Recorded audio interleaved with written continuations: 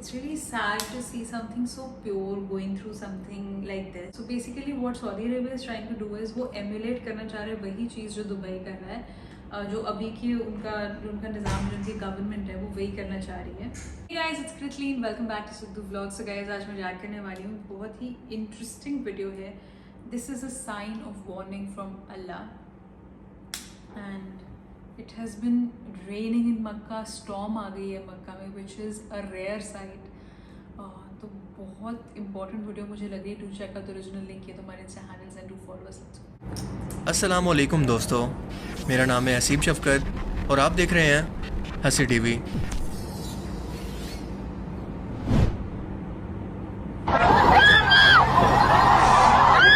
الله سبحانه وتعالى أن يفرج في هذه الساعة عن كل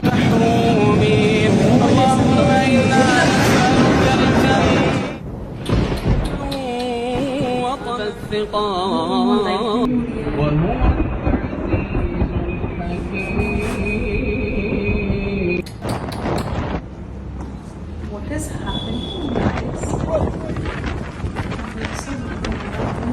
हो रही है यहाँ पे, तो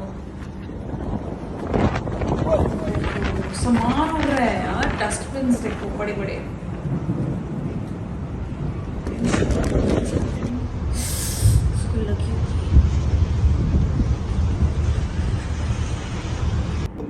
look at the sky. Thundering हो रही है, लाइटनिंग हो रही है.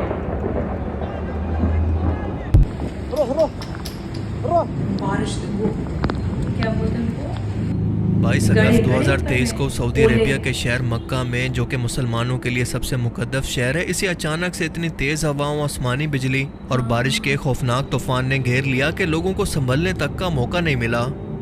इस तूफान ने हर तरफ तबाही मचा दी. तेज़ हवाएं इतनी ज़्यादा थी कि मस्जिदुल हराम के अंदर लगे हुए बैरियर्स और इसके आसपास मौजूद चीज़ें और ख़ुद लोग उड़ उड़ कर दूर गिरने लगे. कोई खुद को संभाल नहीं पाया.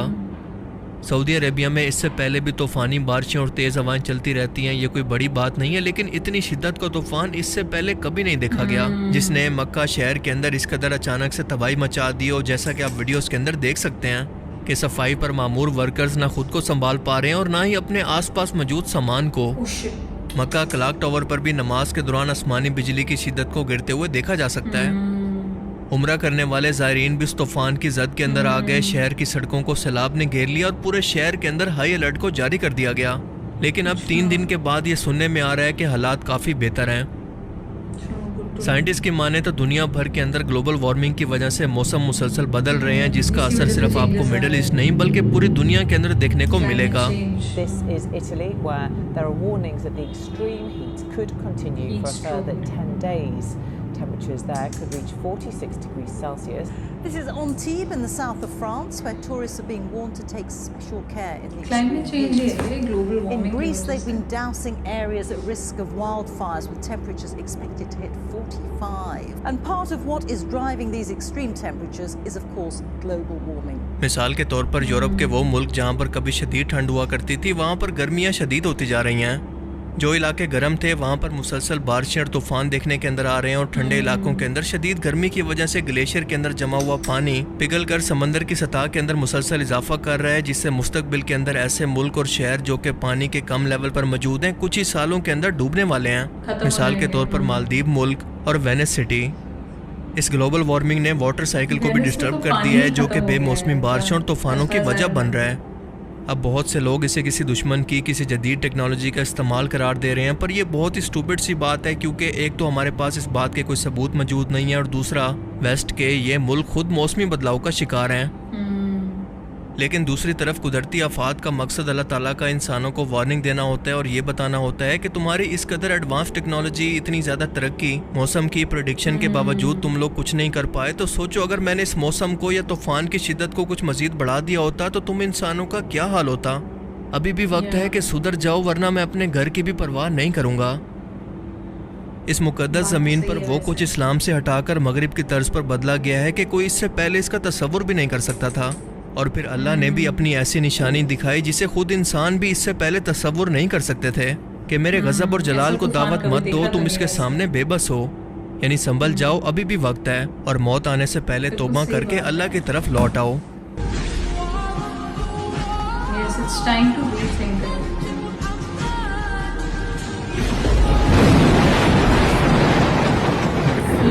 Yeah, उसी की निशानियों में से है कि वो तुमको खौफ और उम्मीद दिलाने के लिए बिजली दिखाता है। अहादीस नबिया से साफ जाहिर है, अरबों के लिए हलाकत है।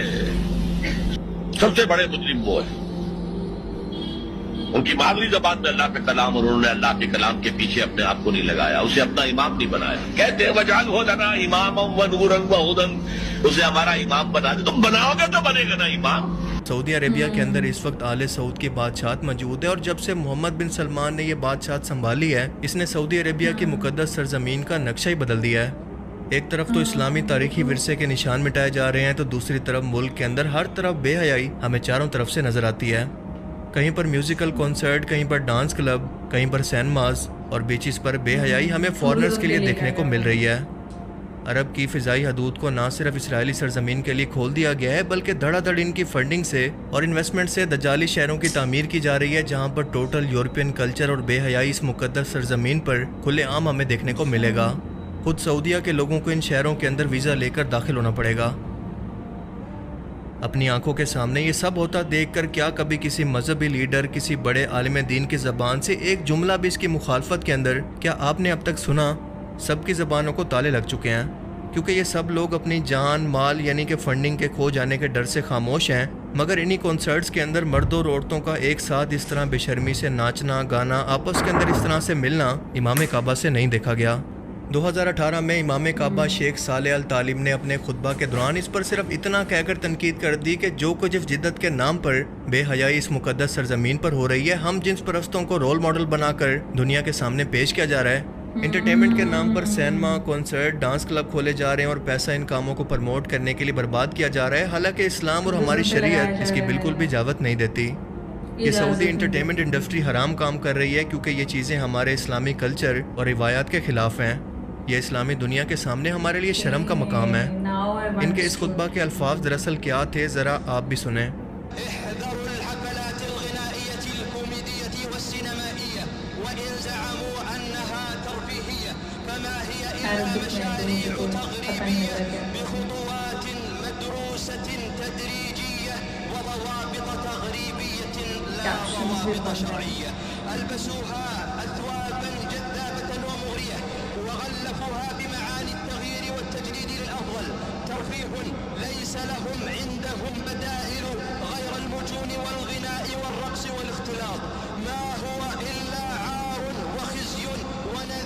सिर्फ इतनी सी तनकीद इनके लिए इतना बड़ा गुनाह बन गई कि सऊदी अथॉरिटीज़ ने अचानक इनको गिरफ्तार कर लिया। इनकी गिरफ्तारी के वक्त तो इसकी कोई वजह नहीं बताई गई, लेकिन बाद में पब्लिक को ये बताया गया कि हुकूमत वक्त के खिलाफ बात करने पर इन्हें गिरफ्तार किया गया है। 4 साल तक इमाम काबा शेख अल साले अल तालिब ने मौजूदा वक्त के फ़िरौन के सामने कलमा हक कहने पर कैद के अंदर गुजारे, और अब 2020 के अंदर सऊदी अदालत ने इन्हें मजीद 10 साल की सज़ा सुना दी है। ये है इस मुकद्दस सरजमीन पर निज़ाम इंसाफ का हाल। अल्लाह के नबी की सरजमीन की आज ये हालत हो चुकी है कि यहाँ पर निज़ाम इंसाफ भी वही होता है जो कि हुक्मरान वक्त चाहता है, क्योंकि इन सब इदारों को अपनी दहशत और फिरौनियत से इस बादशाहत ने गुलाम बना रखा है और मुल्क का हर इदारा इनके कंट्रोल के अंदर है। जो भी इस बादशाहत के खिलाफ या इसकी पॉलिसी के खिलाफ कोई भी एतराज़ करेगा तो या तो अपनी सारी उम्र जेल के अंदर गुजारेगा या फिर अपनी जान देनी पड़ेगी। अल्लाह ताला से दुआ है कि वो हमें समझने की और नेक अमल करने की तौफीक अता फरमाए, आमीन। बाकी आप इस बारे में क्या सोचते हैं, अपनी कीमती राय का इज़हार कमेंट सेक्शन में ज़रूर करें। Thanks for watching this video. Allah हाफिज़। बहुत ही I feel it's really sad to see something so pure going through something like this. इसको कहते हैं फ्यूरी ऑफ नेचर या फ्यूरी ऑफ गॉड भी आप कह सकते हो, fury of Allah. So this is basically a warning. And मैं समझ रही हूँ कि सऊदी अरेबिया के ना कुछ ऐसे प्रोजेक्ट्स भी आए हैं। बेसिकली जैसे हम देखते हैं कि दुबई में बहुत अच्छा माहौल होता है कि it's very safe also and mix culture है वहाँ पे। ऑल्दो अरबी लोग वहाँ पे बहुत कम हैं, लेकिन जो इमिग्रेंट्स हैं, टूरिस्ट हैं, वो बहुत जाते हैं वहाँ पे। एंड शॉपिंग कल्चर वहाँ पे बहुत है, पार्टी कल्चर है एंड बहुत फॉरेनर्स आते हैं। So basically what Saudi Arabia is trying to do is वो एमुलेट करना चाह रहे हैं वही चीज़ जो दुबई कर रहा है, जो अभी की उनका निज़ाम, जो उनकी गवर्नमेंट है वो वही करना चाह रही है। सो बेसिकली सऊदी अरेबिया एक ऐसा डेवलपमेंट मॉडल बना रहे हैं जहाँ वो दुबई जैसा या दुबई से भी आगे निकलना चाहते हैं in terms of tourism and in terms of real estate. तो आई अंडरस्टैंड कि क्या इनकी पॉलिसीज़ हैं एंड कैसे टेक्नोलॉजी का इतना सहारा ले रहे हैं एंड अभी वो अपने रूल्स को भी थोड़ा लिबरल कर रहे हैं ताकि टूरिज़्म आए। See personally if you ask me, मैं इस चीज़ को एडमायर करती हूँ कि आप अपनी इकोनॉमी को खोल रहे हैं, you giving rights to your women, वो चीज़ें मैं उन सब के हक में हूँ। लेकिन from the likes of it, जैसे कि एक मुस्लिम कंट्री है वो, तो मुस्लिम कंट्रीज़ में अगर आप पार्टी कल्चर इंट्रोड्यूस करते हैं एंड आप यूर ओके विद क्लबिंग, तो आई थिंक ये मुस्लिम्स को ये चीज़ बहुत अच्छी नहीं लगती है, क्योंकि उनका ये लॉ इन सबको, जो उनका शराय है वो इस सबको मना करता है, उनके लिए हराम है ये। सो आई फील कि उनके सेंटिमेंट्स को भी कंसिडर करना चाहिए and blindly you know for the heck of money, for the heck of development एक चीज़ के पीछे नहीं लग जाना चाहिए। That is what I feel. And इतना मन ख़राब होता है स्टॉर्म देख के। इतनी अच्छी जगह, इतनी ब्यूटीफुल जगह है, जब और भी वीडियोस देखी हैं वहाँ इतना सुंदर दृश्य होता है देखने में, एंड अभी थोड़ा दिल दुख रहा है देख के कि कैसे वहाँ पे यू नो कैटास्ट्रफी हुआ पड़ा है सब कुछ। So guys, this was my reaction. I really hope that you like it. This is Sidhu vlog signing off. I love you.